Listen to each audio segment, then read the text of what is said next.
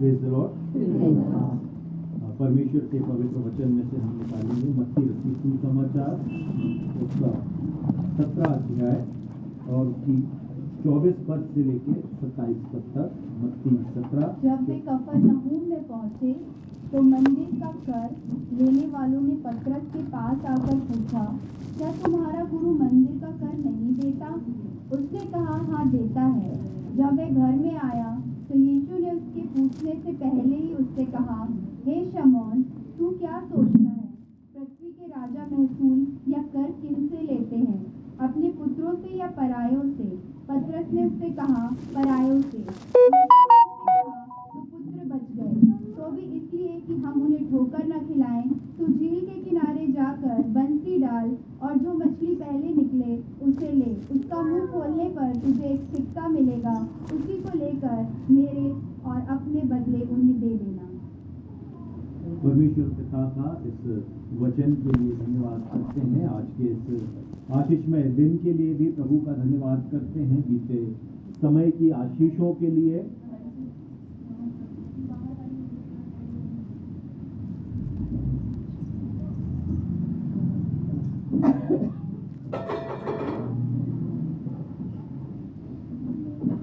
सब बातों में अपने परमेश्वर को हम महिमा देते हैं।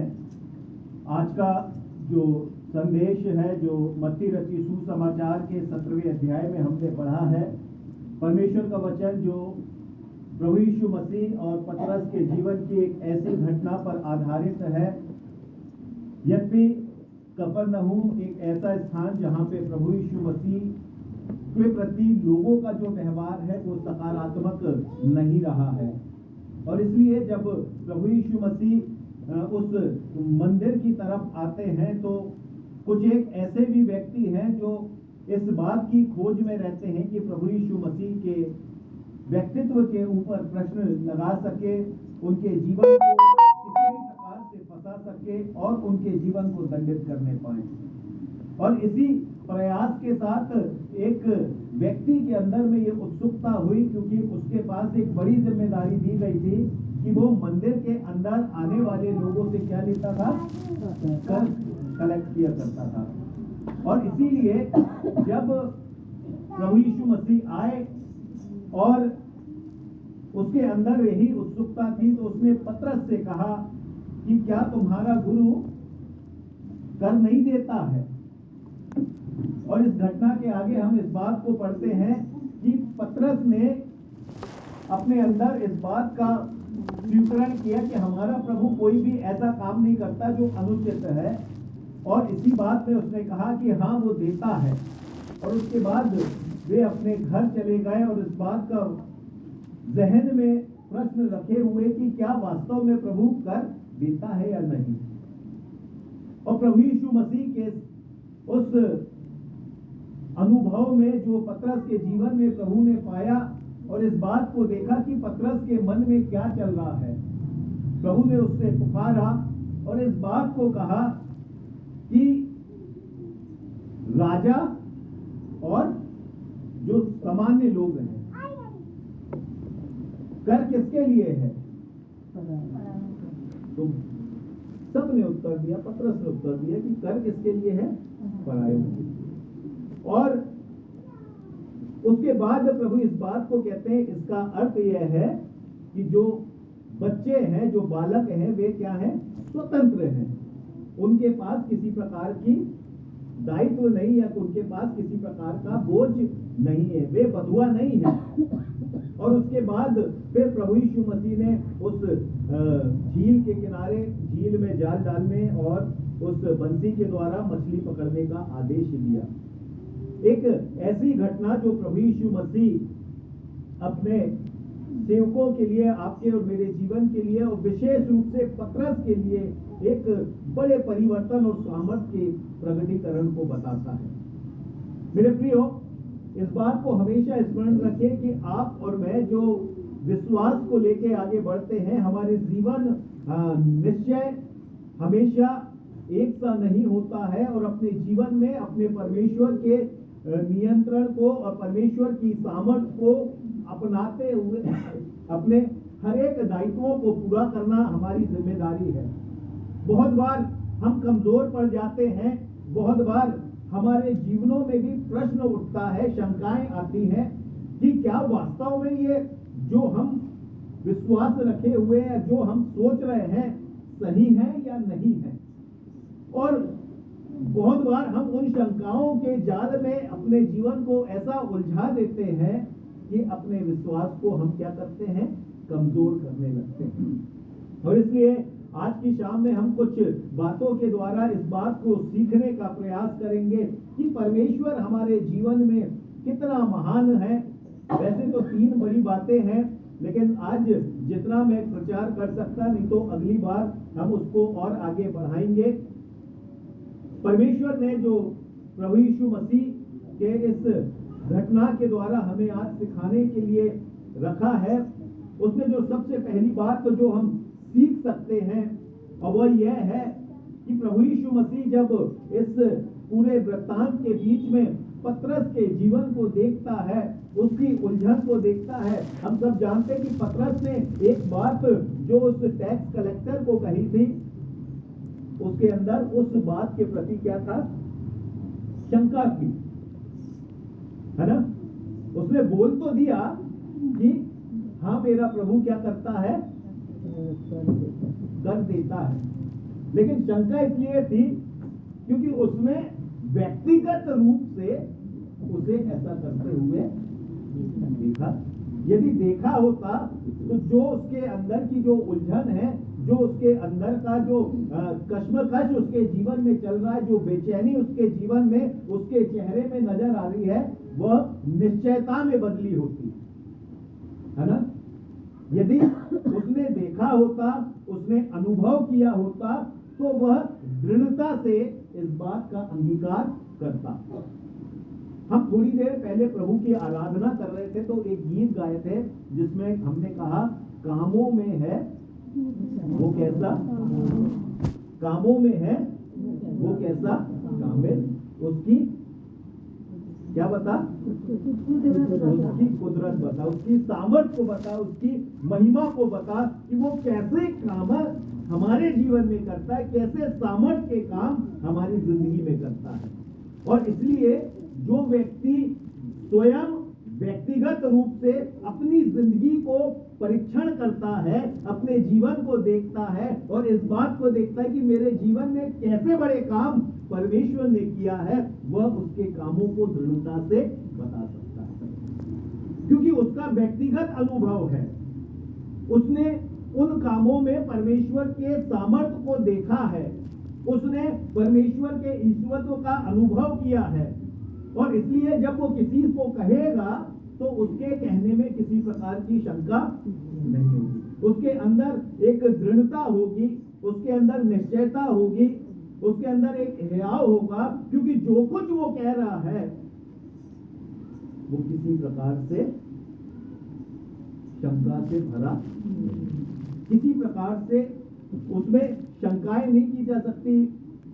और इसीलिए जब पतरस से इस बात को कहा गया, तो पतरस के अंदर जो उलझन है वो इसलिए है क्योंकि उसका व्यक्तिगत अनुभव अभी तक वैसा नहीं रहा। आपकी और मेरी जिंदगी के लिए जो इस घटना से पहला सबक है वो यह है कि हम प्रभु के कामों का कितना अनुभव रखते हैं,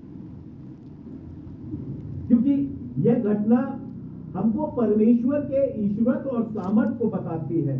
और जब हम आगे पढ़ेंगे तो हम इस बात को देखते हैं, एक ऐसी घटना, ऐसा चमत्कार हुआ है जो चमत्कार साधारण गुरु, साधारण जो व्यक्ति है या किसी प्रकार का जो ज्ञान रखने वाला, वो ऐसी घटना को अंजाम नहीं दे सकता है।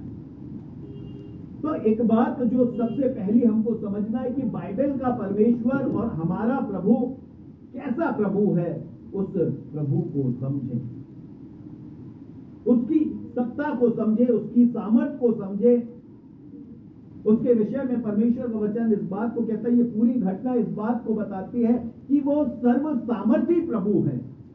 ऐसा प्रभु है जिसके पास सामर्थ्य है, जो सृष्टि पे अधिकार रखता है, जिसके कहने से उस जंतु के अंदर क्या आ गया, क्या दिया उसने, है ना?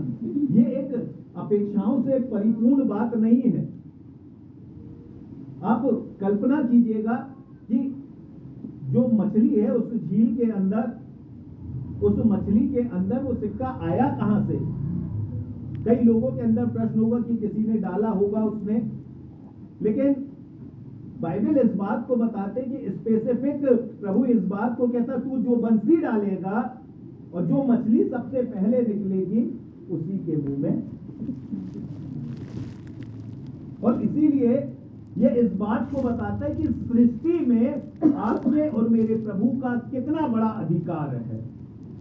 इस संसार के हर एक चीजों में जो हमारी आंखों के, हमारे विचारों के और हमारी कल्पनाओं से कहीं परे है, परमेश्वर अद्भुत रीति से कार्य करता है।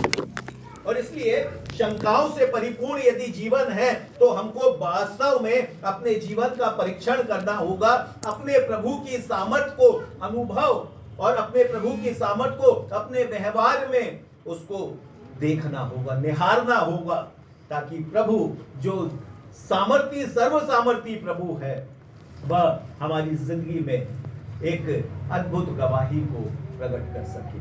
हमारा प्रभु वह प्रभु जो पतरस के जीवन में जो उसकी शंका है, उसकी शंका को एक बड़ी गवाही के साथ पूर्ण करने पाता है।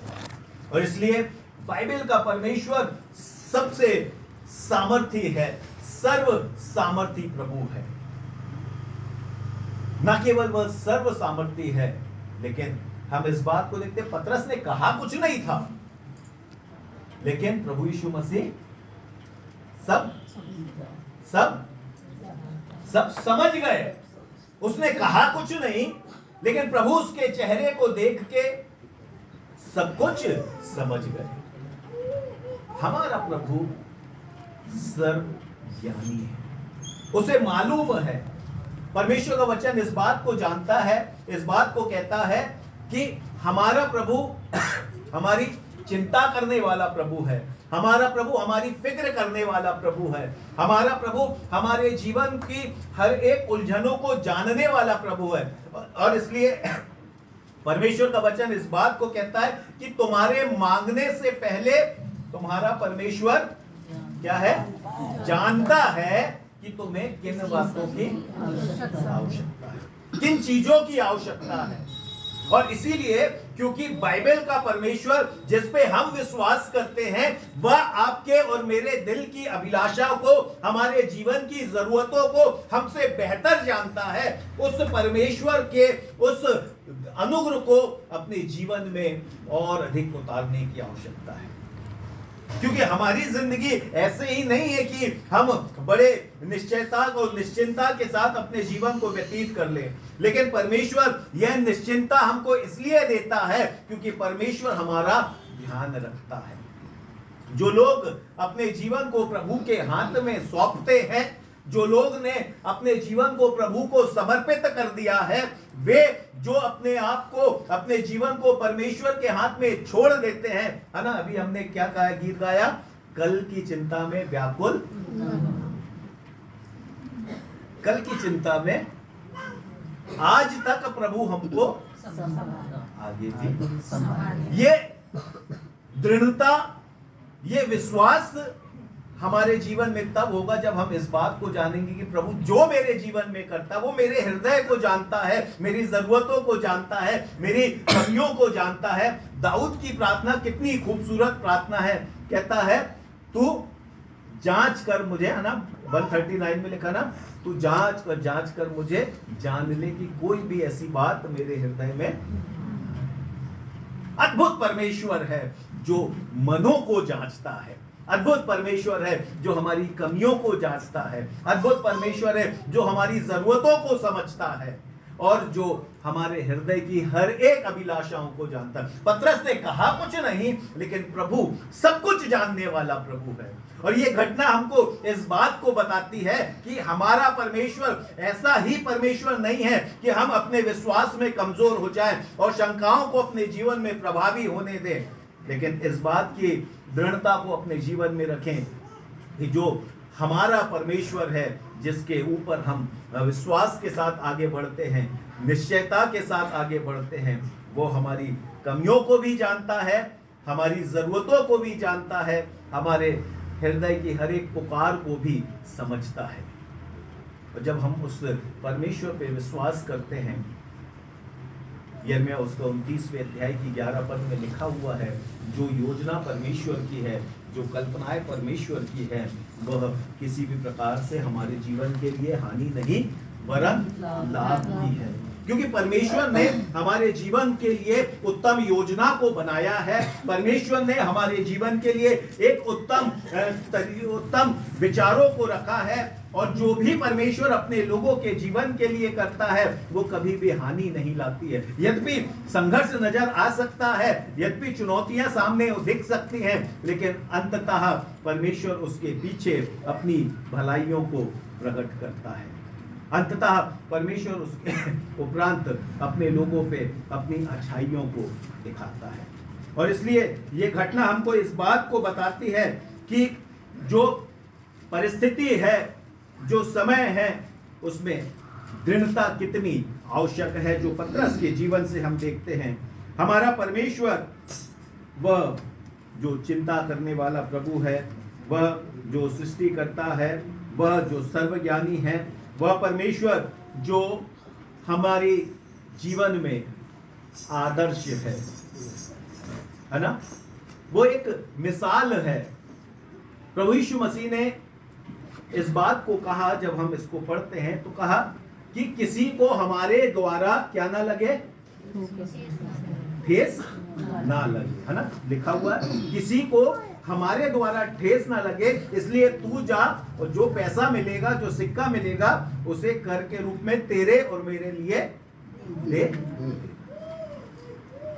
प्रभु यीशु मसीह इस घटना के द्वारा इस बात को सिखाना चाहता है कि शंकाओं में जीवन को नहीं, लेकिन अपने जीवन को दूसरों के लिए एक अच्छा उदाहरण बनाएं, दूसरों के लिए एक अच्छा उदाहरण बनाएं। क्योंकि ये जीवन जो है, प्रभु यीशु मसीह जब शिक्षा देता है कि हाय उस पर जिसको द्वारा ठोकर, है ना, लिखा हुआ है ना कि ऐसा नहीं कि ठोकरें ना लगे, पर हाय उस पर जिसके द्वारा ठोकर। तो परमेश्वर जो ज्ञान देता है, जो शिक्षा देता है, वो इस बात का अनुसरण भी करता है कि निश्चय रूप से आपके और मेरे जीवन में हम दूसरों के लिए एक सही उचित नमूना पेश कर सके, ऐसा उदाहरण पेश करें जिससे लोगों को किसी प्रकार की ठोकरें ना लगे।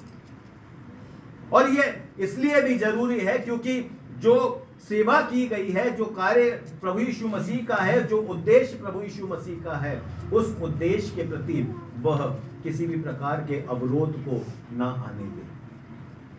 और जब हम परमेश्वर के वचन में इस बात को पढ़ते हैं कि ये जो घटना है, इस घटना के द्वारा प्रभु इस बात को कहते हैं कि जो राजा है, जो अधिकारी हैं, जो ठहराए गए हैं, उनका आदर करें। ये प्रभु यीशु मसीह का स्वीकरण हमको इस बात को बताता है कि जो भी अधिकार है, उस अधिकार का हमको आदर करना है। हम निकाले रोमियो की पत्री, उसका 13वां अध्याय, उसकी पहली पद पढ़ें। हर एक व्यक्ति शासकीय अधिकारियों के अधीन रहे, क्योंकि कोई अधिकार ऐसा नहीं जो परमेश्वर की ओर से ना हो।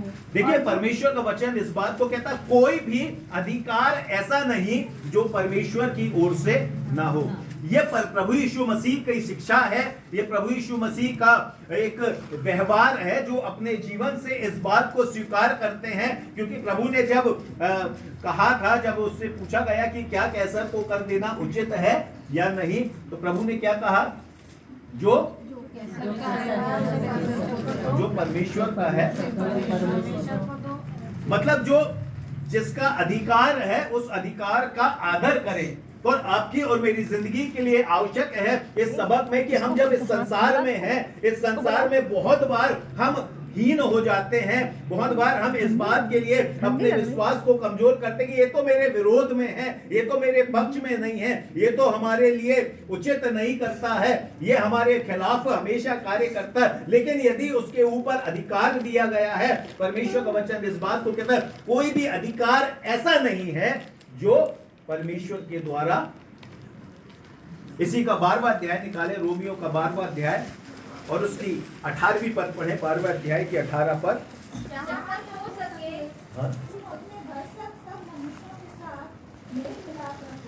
परमेश्वर का वचन क्या कहता है? जहां तक संभव हो सके भरसक अर्थ है कि अपनी पूरी योग्यताओं के साथ हर एक जो प्रयास किया जा सकता है उन प्रयासों के साथ एक दूसरे के साथ मेल मिलाप करने के लिए तत्पर है।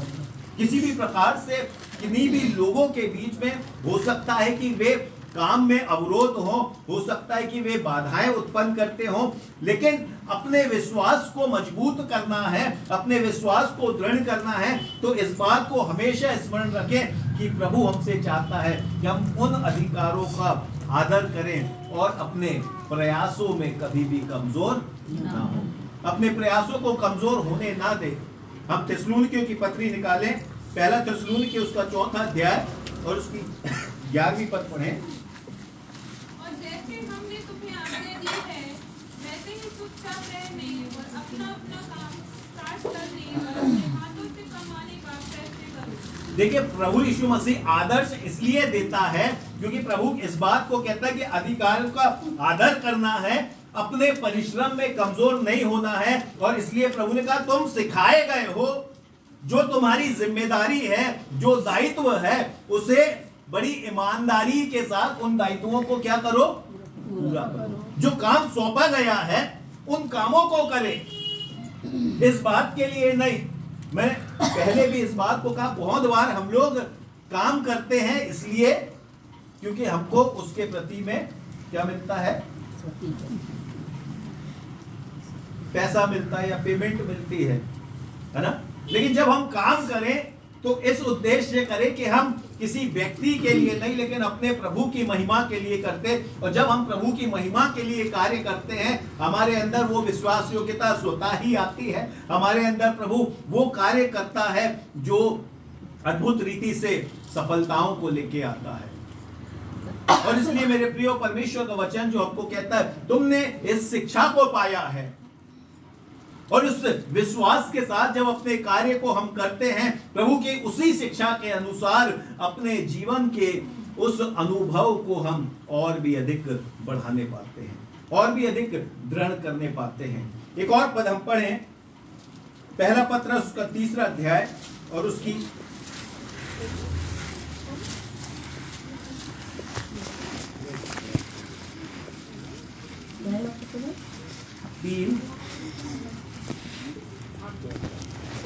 15 पद से पढ़ें। पर मसीह को प्रभु जानकर अपने अपने मन में पवित्र समझो, और जो कोई तुमसे तुम्हारी आशा के विषय में कुछ पूछे तो उसे उत्तर देने के लिए सर्वदा तैयार रहो, पर नम्रता और भय के साथ। 16 पद भी पढ़ें। और विवेक भी शुद्ध रखो, इसलिए कि जिन बातों के विषय में तुम्हारी बदनामी होती है उनके विषय में वे जो तुम्हारे मसीही अच्छे चाल चलन का अपमान करते हैं लज्जित हो। देखिए, परमेश्वर का वचन जो हमको इस बात को बताता है कि आपके और मेरे जीवन का जो व्यवहार है, आपके और मेरे जीवन का जो चाल चलन है, शुद्ध विवेक और परमेश्वर की उस अधीनता के अनुरूप हो। क्योंकि जो लोग हमारे खिलाफ में षड्यंत्र करते हैं, जो लोग विरोध की भावना रखते हैं, जो लोग कटुता करना चाहते हैं, जो लोग चाहते हैं कि वो हमें पीछे करें, तिरस्कृत करें, लज्जित करें, लेकिन खुदावंद का वचन इस बात को बताता है कि आपके और मेरे व्यवहार और उस विश्वास के द्वारा जो प्रभु यीशु मसीह ने कहा कि तू जा और उसे भर दे, क्योंकि किसी को हमारे जीवन से क्या ना लगे? ठेस ना लगे। परमेश्वर का वचन इस बात को बताता है कि जो जीवन है, जो चाल चलन है, जो व्यवहार है, जो कर्म किया जाता है, प्रभु लोगों के विचारों को बदल देता है। जो लज्जित करना चाहते हैं, जो बाधा पहुंचाना चाहते हैं, जो अवरोध उत्पन्न करना चाहते हैं, प्रभु का वचन कहता है प्रभु उनके जीवन को बदल देता है, उनके हृदय, उनके मन को बदल देता है। जो विरोध है वह पक्ष में हो सकता है। और इसलिए सर्वदा, एक बड़ी अच्छी बात 15 पद में लिखा हुआ, सर्वदा तैयार रहे। क्या रहे? सर्वदा तैयार। अपने विश्वास की गवाही देने के लिए, अपने आशा के विषय में बातें करने के लिए। जो लोग विरोध में हैं, जो लोग तुम्हारी आशा के विषय में पूछते, जो लोग प्रश्न करते हैं, जो लोग चुनौती उत्पन्न करते हैं, उनके सामने अपने आप को तैयार रखें।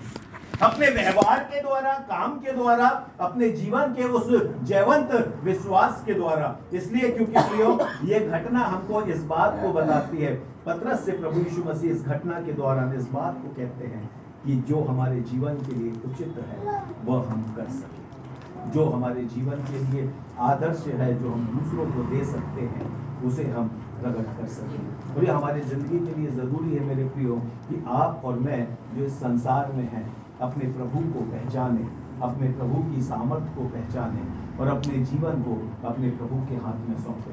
क्योंकि प्रभु हमें ऐसा विश्वास देना चाहता है जो कभी कमजोर ना होने पाए।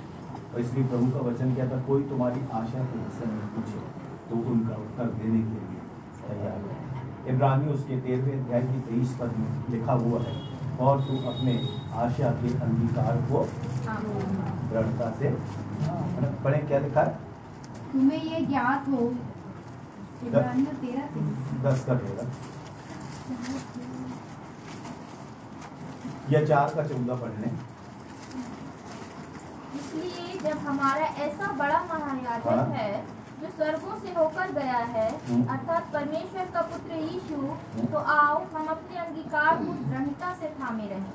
खुदावन का वचन इस बात को कहता है कि वो हमारा महायाजक है जो स्वर्ग में उठा लिया गया। उसने क्योंकि अपने जीवन और अपने काम और व्यवहार से आपके और मेरे जीवन के लिए आदर्श दिया है, और इसलिए कहता है कि जो हमारा अंगीकार है, उस अंगीकार में किसी भी प्रकार के जो समझौता है, किसी प्रकार की जो मिलावट है, उसे होने ना दे। अपने विश्वास को मजबूत करें, अपने जीवन को अनुभव से भरें, अपने जीवन को गवाहियों से भरें, अपने जीवन को परमेश्वर के ईश्वरत्व के प्रति और तैयार करें। जो निगाहें प्रभु की ओर उठती हैं, जो निगाहें प्रभु को देखती हैं, जो निगाहें प्रभु के कामों को निहारती हैं, परमेश्वर का वचन उनके जीवन में अद्भुत रीति से और गवाहियों को भरता है। और इसलिए दाऊद का जो भजन है, जो 27 के 4 पद में कहता है कि मैं तेरे भवन में रहना चाहता हूँ, एक ही वर मैंने यहोवा से मांगा है, और उसके प्रयास को मैं करता हूँ कि मैं जीवन भर तेरे भवन में रहने पाऊँ,